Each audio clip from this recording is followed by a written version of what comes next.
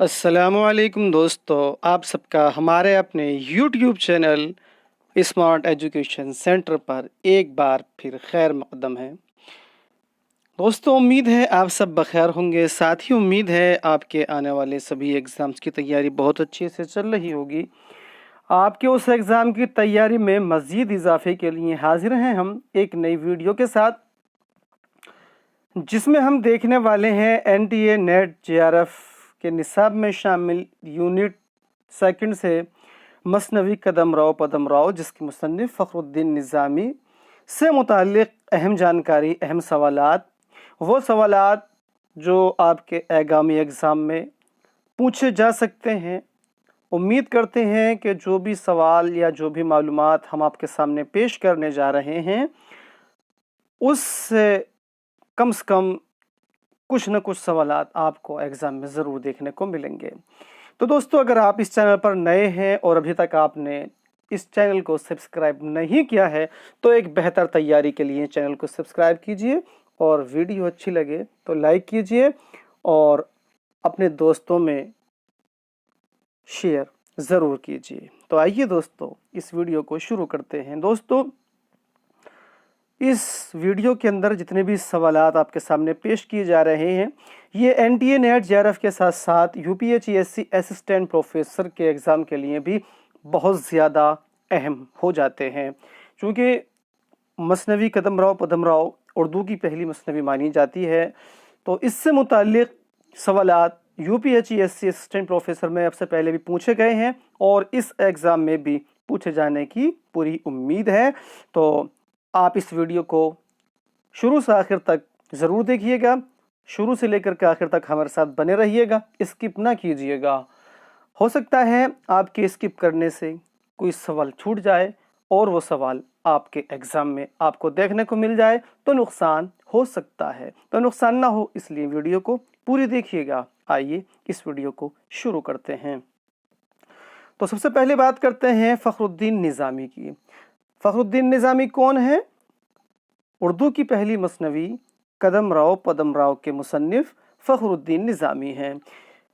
इनका नाम फ़खरुद्दीन और तखल्लुस निज़ामी था। पूरा नाम फ़खरुद्दीन और इनका तखल्लुस निज़ामी है। दोस्तों, फ़खरुद्दीन निज़ामी ने अपनी इस मसनवी के अंदर अपना नाम फ़खरुद्दीन इस्तेमाल किया है, फ़खरुद्दीन इस्तेमाल नहीं किया है। ये फ़खरुद्दीन नाम मौलवी अब्दुल हक साहब ने लिखा है। फ़खरुद्दीन नाम किसने बताया है? मौलवी अब्दुल हक ने। लेकिन जो इनके अशार के अंदर मसनवी कदम राव पदम राव में इन्होंने जो अपना नाम इस्तेमाल किया है, वो फ़खरुद्दीन इस्तेमाल किया है और इसी को जमील जालबी साहब ने सही करार दिया है। किसको? फ़खरुद्दीन को सही नाम करार दिया है जमील जालबी ने अपनी तहकीक के अंदर, और ये बताया है कि इन्होंने अपने अशार में फ़खरुद्दीन नहीं बल्कि फ़खरुद्दीन नाम का इस्तेमाल किया है। बहरहाल दोनों बातें आपके सामने मैंने वाज़ेह कर दी। इनका तखल्लुस निज़ामी, इसके बारे में किसी को कोई इख्तलाफ नहीं है, इनका तखल्लुस निज़ामी है। दोस्तों, एक बात और, इस नाम और तखल्लुस के अलावा बाकी कोई भी मालूमात फ़खरुद्दीन निज़ामी की हालात ज़िंदगी के बारे में किसी को मालूम नहीं है। आज तक फ़खरुद्दीन निज़ामी की हालात ज़िंदगी मालूम नहीं हो सकी है, जिस वजह से इनकी सने विलादत और सने वफ़ात और इनके वालिद का नाम, इनके अहले खाना के बारे में कोई जानकारी किसी के पास आज तक मैसर नहीं हुई है। तो उम्मीद करते हैं आगे आने वाले वक्त में शायद फ़खरुद्दीन निज़ामी के हालात ज़िंदगी के बारे में कुछ मालूम हो जाए। बहरहाल अभी तक इनके हालात ज़िंदगी से हम सब ना वाकिफ़ हैं। आइए अब हम आगे देखते हैं इस वीडियो के अंदर कि और इसके अंदर क्या शामिल है। तो आइए दोस्तों, देखते हैं सबसे पहला सवाल। तो सवाल नंबर 1 है, इस वीडियो का जमील जालबी के मुताबिक उर्दू ज़बान की पहली तसनीफ़ है? तो जवाब है कदम राव पदम राव, जिसके मुसन्निफ फ़खरुद्दीन निज़ामी हैं। सवाल नंबर 2, मसनवी कदम राव पदम राव में निज़ामी ने किस बादशाह की मदाह की है? तो इसका जवाब है बानी सल्तनत अलाउद्दीन बहमन शाह की। आइए दोस्तों, अब हम अगला सवाल देखते हैं। सवाल नंबर 3, मसनवी कदमराव पदमराव किस बादशाह के दौरे हुकूमत में लिखी गई? दोस्तों ये सवाल बहुत अहम हो जाता है और अब से पहले तकरीबन हर दूसरे तीसरे एग्ज़ाम में देखने को मिल जाता है। तो मसनवी कदमराव पदमराव किस बादशाह के दौरे हुकूमत में लिखी गई? इसका जवाब है बहमनी सल्तनत के 9वें बादशाह अहमद शाह बहमनी के दौर में। अगला सवाल है मसनवी कदमराव पदमराव किस जगह तसनीफ हुई? तो इसका जवाब है बीदर में। सवाल नंबर 5, मसनवी कदमराव पदमराव में दरियाफ्त अशआर की कुल तादाद है? तो इसका जवाब है दोस्तों 1032 अशार इसके बिल्कुल सही सलामत दरियाफ्त हुए हैं और एक शेर जो है वो नाकिस हालत में है। अगर उसको मिला लिया जाए तो 1033, चूँकि जो नाकिस होता है निस्फ होता है उसकी कहीं गिनती नहीं हुआ करती है, तो इसलिए इसके दरियाफ्त अशार की तादाद 1032 हुई। दोस्तों अब आगे सवालात से कबल मसनवी कदमराव पदमराव का खुलासा अगर यहाँ पर हो जाए तो बेहतर है।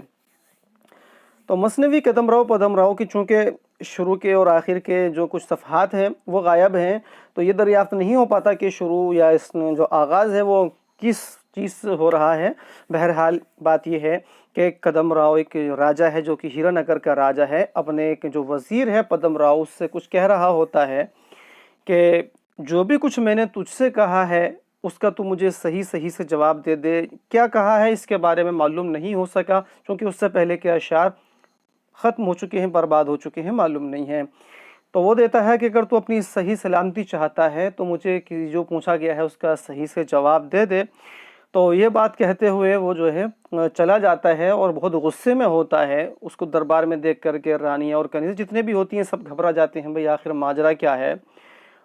और पदमराव भी इस बात से काफ़ी नाराज़ होता है कि उस तरह का जो उससे वो बर्ताव करता है। तो वो जब रात को सोने के लिए चला जाता है अपने बेडरूम के अंदर कह लीजिए अपने महल में, तो पदमराव सोचता है कि इसने जो है मेरी जो है वो बेइज्जती की है, मैं इसको जा कर के रात को डस लूँ।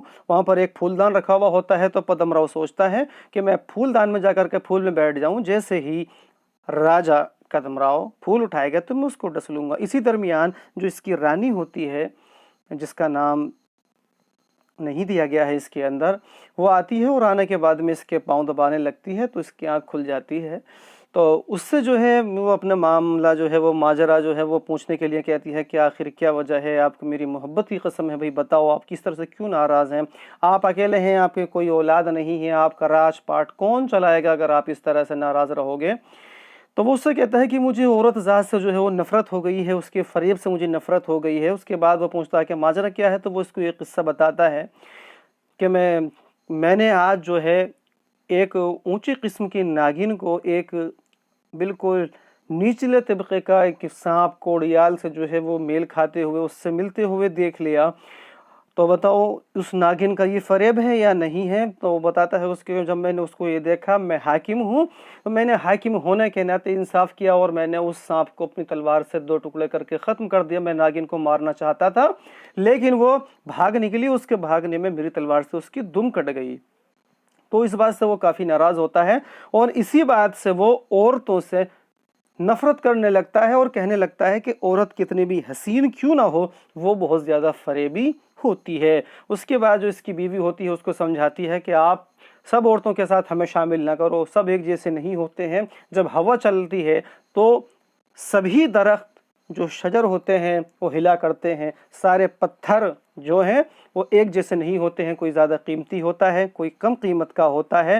इसी तरह से वो कहती है कि सभी मर्द भी एक जैसे नहीं होते हैं, उनके भी पैर कहीं ना कहीं डगमगा जाया करते हैं। बहरहाल अब इस तरह की बातें हो रही होती हैं तो पदमराव जो है ये बातें सुन लेता है और उसके बाद फिर वहाँ पर वो दिन निकल आता है। इसके अलावा फिर और जब बातें होती हैं पदमराव जो है उससे भी खुशामद करता है कि राजा साहब ऐसी क्या बात है, अब कब तक इस तरह से नाराज़ रहोगे, मैंने सुना है कि आपने व्रत रख रखा है, तो ऐसे टाइम पे व्रत रखना सही नहीं है, आपकी हालत ख़राब हो जाएगी। वो उसको बहरहाल बहुत मनाने की कोशिश करता है। जब वो मनाने की कोशिश करता है इसी बीच के बीच में वाक़या है कि राजा जो होता है हीरानगर का कदमराव पदमराव से कहता है कि बहुत दिन हो गए हैं, मैंने किसी भी अजनबी, परदेसी, किसी साधु या किसी जोगी की जो है कोई दावत नहीं की है। तू मुझे कहीं से भी कोई अजनबी पकड़ के लिया, मैं उसकी दावत करूँगा। पदम राव उससे मना करता है कि आप अजनबी आदमियों पर भरोसा ना करें, उन पर भरोसा करना अपने आप को धोखा देना है। वो सामने आपको सूरज चांद बहुत आपके तारीफों के पुल बांधेंगे, लेकिन दिल में दगा रखेंगे। लेकिन वो अपनी बात पर अटल रहता है कि नहीं, इन सब बातों से कोई फर्क नहीं पड़ता है, तू जो है किसी परदेसी को बुला करके ले आ। और इससे जो है पदम राव बहुत नाराज होता है और गुस्से में आकर के छत से जाकर के अपने फन को मिला देता है। इस तरह से इसमें लिखा गया है। खैर उसके बाद में जो है वो नहीं मानता है और कुछ ना जो है नॉर्मल होने की कोशिश करता है और उससे जो है कुछ कौल अकवाल और वादा करता है। इसी बीच में जो है कदम राव से कहता है कि आखिरकार मैं घर जा रहा हूँ तो मेरी कुछ इज्जत बढ़े, और इज्जत बढ़े तो आप जो है मेरे माथे पर, मेरे सर पर कस्तूरी मल दीजिए। उसके बाद कदम राव, इस जो नाग होता है दरअसल ये पदम राव के माथे के ऊपर क्या करता है, कस्तूरी मल देता है। और फिर अगले रोज जो होता है फिर यह कहता है कि भाई किसी अजनबी को बुलाया जाए। जब ये नहीं मानता तो कहा जाता है दरबार में से कि आपके मुल्क के अंदर एक जोगी जिसका नाम अघोरनाथ है, जो कि मच्छिंद्र का बेटा है, वो आया हुआ है। वो कहता है जल्दी से उसे बुलाओ। उसको दरबार में बुला लिया जाता है और उससे बातचीत ये करता है, और उसकी बातचीत से ये इतना मुतासिर होता है कि उसको अपने दरबार में रख लेता है और उससे कहता है कि मुझे कुछ इल्म सिखाइए। तो सबसे पहले जो ये जोगी अघोरनाथ होता है, बादशाह के सामने, राजा के सामने लोहे को सोना बनाता है। वो इससे ज्यादा मुतासिर हो जाता है कि उससे और तारीफें करने लग जाता है। जब ये देखता है कि मेरे ऊपर जो है लट्टू हो चुका है अघोरनाथ राजा के लिए, तो फिर उसको वो कहता है कि अभी आपने सीखा क्या है, अभी तो मैं आपको एक अमर विद्या या अमर वेद सिखाऊंगा। वो कहता है जल्दी से सिखाओ। तब जो ये जोगी होता है राजा से कहता है कि इसके लिए आपको किसी जानवर या परिंदों को मेरे सामने हाजिर करना होगा। ये सुनकर राजा कदम राव महल में जाता है और महल से रानी का पाला गया तोता, जिसे वो बहुत मोहब्बत से पालती है, उसको लेकर के आता है। तो उसको देख करके जोगी अघोरनाथ राजा से कहता है कि तू इसकी गर्दन चबा ले, इसे मार डाल। लिहाजा राजा कदम राव ऐसा ही करता है, उसकी गर्दन चबाकर उसको मार डाल देता है। जैसे ही उसको मारता है, जोगी अघोरनाथ उसके अंदर रूह डाल करके अपनी तोते को जिंदा कर देता है और उससे बड़ा खुश होता है और ये कहता है कि ये अमर वेद मुझे भी सिखाओ। उसके बाद जोगी अपनी असली जिस्म में वापस आ जाता है और तोता भी जिंदा हो जाता है। तो इसके लिए जब वो ये कहता है कि मुझे भी अमर वेद सिखाओ राजा कदम राव, तो राजा कदम राव से पदम राव जोगी बोलता है कि इसके लिए आप ये मुझसे वादा करें कि आप ये अमर वेद किसी और को नहीं सिखाएंगे। वो वादा करता है। उसके बाद जब जोगी कहता है कि अब आप इस अमर वेद का इस्तेमाल करके मुझे दिखाएं, जैसे ही वो मरे तोते के जिस्म के अंदर अपनी रूह मुंतकिल करता है राजा कदम राव, वैसे ही जोगी अघोरनाथ दगा करते हुए राजा कदम राव के जिस्म में अपनी रूह मुंतकिल करके खुद राजा बन जाता है। और उसके बाद जो राजा कदम राव होता है वो दर बदर तोता बन करके भटकना शुरू कर देता है। जोगी अघोरनाथ जब राजा बन जाता है तो उसे राजकाट के बारे में कुछ मालूम नहीं होता है, ना ही किसी को जानता है। वो उल्टी सीधी हरकतें करता है, जिसके इन हरकतों से देखकर पदम राव को कुछ शक हो जाता है। और जो ये जोगी अघोरनाथ राजा के जिस्म के अंदर जो भेष बदन करके बन गया है, ये सोचता है कि मैं राजकाट को किस तरह से संभालूं। तो ये एक दरबार आम लगाता है। उसकी अचानक इस तरह से करने से पदम राव को शक गहरा हो जाता है और वो उससे गुस्सा करने लग जाता है। जब गुस्सा करने लग जाता है तो ये जोगी अघोरनाथ जो कि राजा की भेष में है, उसको तलवार लेकर मारने को दौड़ पड़ता है। वहां से पदम राव भाग जाता है। तो एक दिन ये जो तोता होता है, यही राजा कदम राव जो कि तोते के भेष में है, जोगी अघोरनाथ को ये खतरा रहता है कि कहीं ये तोता वापस ना आ जाए और किसी को ना बता दे। तो वो एक मुनादी कराता है, ऐलान कराता है और ये कहता है कि ये जो तोता था यहाँ पर रहता था, उसने मेरी बेइज्जती की है, मुझे उल्टा सीधा कह करके भाग गया है। लिहाजा कोई उस तोते को पकड़कर मेरे पास ले आए, मैं उसको मारूंगा। बहरहाल इस तरह की और किस्सा है आगे आगे। एक दिन का वाकया है कि राजा कदमराव तोते के भेष में जो है तोतों के गुल में जो है शामिल होने के लिए जा रहा था, तो अचानक इसकी नज़र अपने महल में पड़ती है और ये महल के अंदर उतर आता है। वहाँ पर देखता है कि पदमराव उसको दिखाई देता है। तब ये पदमराव से कहता है कि तूने मुझे पहचाना? वो कहता है मैंने आपको नहीं पहचाना। फिर इनके दरमियान जो कुछ राज की बातें थी, कदमराव तोते के भेष में पदमराव से कहता है, तब उसको यकीन हो जाता है कि हाँ ये कदमराव है। कदमराव से कहता है कि इस राजा ने, इस जोगी ने मेरे साथ में जो है दगा किया है और अपनी रूह मेरे जिस्म में डाल करके खुद राजा बन गया है।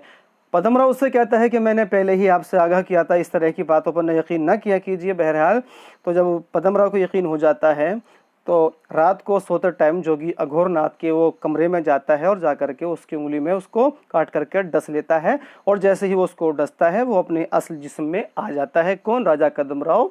तो इस तरह का किस्सा इसके अंदर बयान किया गया है। और जब वो अपने असल जिस्म में आ जाता है तो बड़ा खुश होता है और खुश होने के बाद में जो है अपने महल के अंदर तकरीबन 6 माह तक जश्न मनाया जाता है। बहर कैफ ये इसके अंदर खुलासा था और इसके अंदर जो मरकज़ी किरदार हैं वो राजा कदमराव और पदमराव, बाकी एक तोता है जोगी अघोरनाथ एक मामूली किरदार है, इसके अलावा रानी का किरदार है। तो अब हम बात करते हैं अगले सवाल की। सवाल नंबर 6। सवाल नंबर 6 है मसनवी कदमराव पदमराव किस बहर हैयत में लिखी गई है? तो इसका जवाब है फ़ाउलुन फ़ाउलुन फ़ाउलुन फ़ाला, या कहीं कहीं शेर जो है वो फ़ाउल हो गया है, तो बहर मुतकारिब मुसम्मन में इसकी बहर है। सवाल नंबर 7 कदमराव किस मुल्क का बादशाह था? दोस्तों ये सवाल बहुत अहम है, पूछा जाता है। तो कदमराव किस मुल्क का बादशाह था? तो जवाब है इसका हीरानगर का। सवाल नंबर 8 मसनवी कदमराव पदमराव में पदमराव की हैसियत क्या है? तो इसका जवाब है वज़ीर की। पदमराव कदमराव का वज़ीर था और ये जो वज़ीर यानी पदमराव दरअसल एक नाग था। मसनवी कदमराव पदमराव में औरतों से नफरत कौन करने लगता है? तो इसका जवाब है कदमराव। और कब से करने लगता है? मैंने अभी आपको बताया था कि जब ये एक ऊंची किस्म की नागिन को एक निचले किस्म के सांप कोड़ियाल से मिलते हुए, मेल खाते हुए, रंगलेलियां मलाते हुए देख लेता है, तब से ये औरतों से नफरत करने लग जाता है। तो यहाँ पर लिखा भी है एक ऊंची जात की नागिन को निचले दर्जे के सांप कोड़ियाल के साथ मेल खाते हुए देख लेता है, जिससे औरतों की वफादारी पर शक करने लग जाता है और ये सोचने लगता है कि औरत कितनी भी अच्छी हो फरेब जरूर देती है। सवाल नंबर 10 मसनवी कदमराव पदमराव में कदमराव से परदेसियों, साधुओं, अजनबियों को महल में न बुलाने के लिए कौन मना करता है? इसके खुलासे में भी बताया था मैंने, जवाब है पदमराव। सवाल नंबर 11 मसनवी कदमराव पदमराव में राजा कदमराव के महल में जिस जोगी को बुलाया जाता है उसका नाम? तो उसका नाम है अघोरनाथ, जो कि मच्छिंदर का बेटा है। सवाल नंबर 12 मसनवी कदमराव पदमराव में लोहे से सोना कौन बनाता है? तो इसका जवाब है जोगी अघोरनाथ, जिससे ये लोहे से सोना बनाकर राजा कदमराव को अपने जाल में फंसा लेता है। सवाल नंबर 13 मसनवी कदमराव पदमराव में राजा कदमराव को धनुर्वेद का इल्म कौन सिखाता है? जवाब है जोगी अघोरनाथ। मसनवी कदमराव पदमराव में जोगी अमरवेद किसको सिखाता है? अहम सवाल है, याद रखना कि कदमराव पदमराव में अमरवेद किसको सिखाया था जोगी ने? राजा कदमराव को। अगर सवाल आ जाए कि राजा कदमराव को अमरवेद किसने सिखाया, तो इसका उल्टा कर देना जोगी अमरनाथ। सवाल नंबर 15 मसनवी कदमराव पदमराव में जोगी राजा कदमराव को अमरवेद किस तरह सिखाता है? ये सवाल अहम है। तो जवाब है रानी के पाले हुए तोते को कदमराव के हाथों मरवाकर उसके जिस्म में जोगी अपनी रूह डालकर उसको ये अमरवेद सिखाता है। सवाल नंबर 16 मसनवी कदमराव पदमराव में कदमराव ने कस्तूरी किसके सर पर मली थी? तो जवाब है पदमराव के। और पदमराव कौन है? एक नाग है और बहुत बड़ा नाग है। सवाल नंबर 17 मसनवी कदमराव पदमराव में राजा कदमराव ने जोगी के सिखाए अमरवेद का इस्तेमाल किस परिंद जानवर के जिस्म में रूह मुंतकिल करके किया था? अमरवेद है दोस्तों ये। तो इसका जवाब है तोता। तोते के जिस्म में राजा कदमराव ने अपनी रूह मुंतकिल करी थी और अमरवेद का इस्तेमाल करके जोगी को सिखाया था। सवाल नंबर 18 मसनवी कदमराव पदमराव में राजा कदमराव के मुर्दा जिस्म में कौन अपनी रूह मुंतकिल करके राजा बन जाता है? जवाब है जोगी अघोरनाथ। दोस्तों, अगर आप इस चैनल पर नए हैं और अभी तक चैनल को सब्सक्राइब नहीं किया है तो जल्दी से चैनल को सब्सक्राइब कीजिए और उसके सामने बने बेल आइकन को प्रेस कर दीजिए, जिससे आपको हमारी आने वाली सभी वीडियोस की नोटिफिकेशन वक्त से मिलती रहे। दोस्तों, अगर आप अपने उर्दू एग्ज़ाम की अच्छी तैयारी करना चाहते हैं और एक अच्छा मवाद हासिल करना चाहते हैं तो आपको इस चैनल को सब्सक्राइब करना होगा। आप इस चैनल पर अपनी उर्दू की तैयारी बहुत अच्छे से कर सकते हैं। इससे पहले जो भी एग्ज़ाम हो चुके हैं उन इम्तहानात में हमारे इन वीडियोस से जो भी कुछ यहाँ पर मवाद फराहम किया गया है, बहुत ज़्यादा सवालात उन एग्ज़ाम में देखने को मिले हैं। आइए दोस्तों, अब अगला सवाल देखते हैं। सवाल नंबर 19, मसनवी कदम राव में राजा के भेष में जोगी अघोरनाथ को सोते वक्त कौन डस लेता है? तो जवाब है इसका वज़ीर पदम राव। इसके बारे में मैंने अभी बताया कि जब ये जो है जोगी राजा के भेष में खुद राजा बन बैठता है कदम राव के, तो तोता मारा मारा फिरता है, तो एक दिन वो वज़ीर पदम राव को बता देता है, तो उससे बात सुन करके वो उसको जोगी अघोरनाथ को डस लेता है। सवाल नंबर 20, मसनवी कदम राव में पदम राव से राजा के भेष में जोगी अघोरनाथ के बारे में कौन बताता है? एक अहम सवाल है, तो इसका जवाब है तोते के भेष में राजा कदम राव। सवाल नंबर 21, दोस्तों ये सवाल थोड़ा सा हटकर है, लेकिन चूँकि इससे मुताल्लिक़ है, चूँकि एक बहस इसमें की गई है कि उर्दू की पहली जो तसनीफ़ है वो कौन सी है, या उर्दू की पहली तबज़ात मसनवी कौन सी है, तो उसी की बहस में ये सवाल पैदा होता है। और इसी के अंदर ये जिक्र किया गया है कि मेराजुल आशिकीन के सबसे पहले मुरत्तिब कौन हैं? मेराजुल आशिकीन के सबसे पहले मुरत्तिब हैं मौलवी अब्दुल हक, जिन्होंने 1343 हिजरी में इस मेराजुल आशिकीन को मुरत्तिब किया था। सवाल नंबर 22, जमील जालबी के मुताबिक मेराजुल आशिकीन जो कि खुलासा है तिलावतुल वजूद का, और तिलावतुल वजूद किसकी है?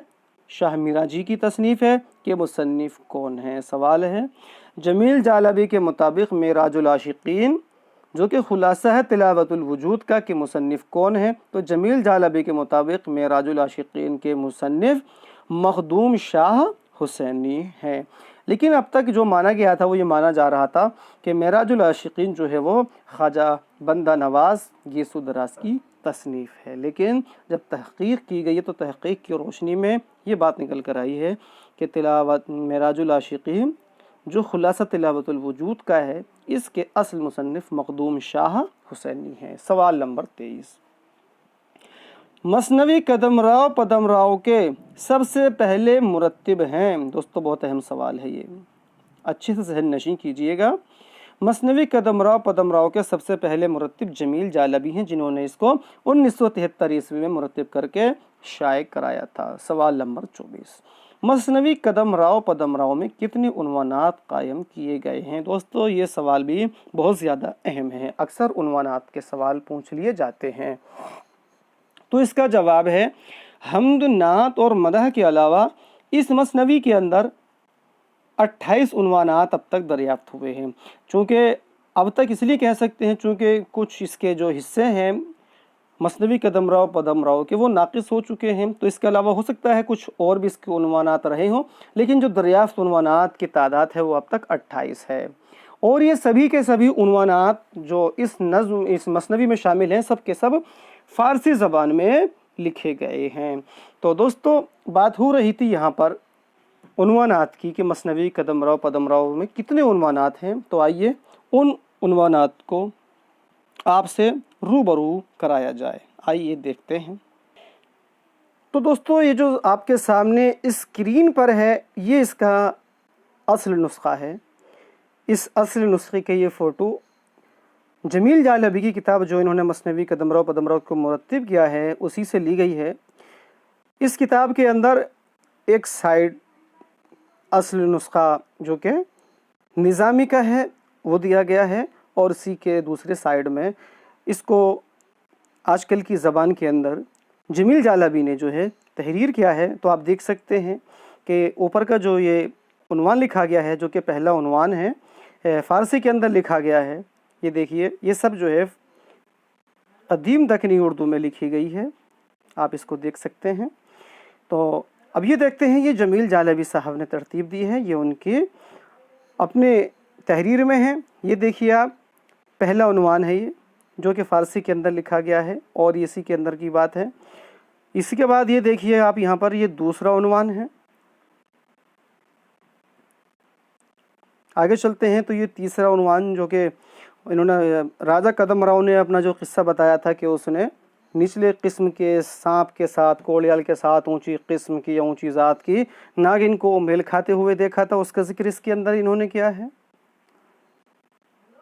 फिर आगे है ये कि रानी जो बाराव है, उसके अलावा जो उनसे पूछती है कि भाई क्या माजरा है, ये सारी बातें इसके अंदर हैं। तो ये कुल मिलाकर के पूरे 28 के 28 उन्वानात मैंने यहाँ पर आपके सामने पेश कर दिए हैं।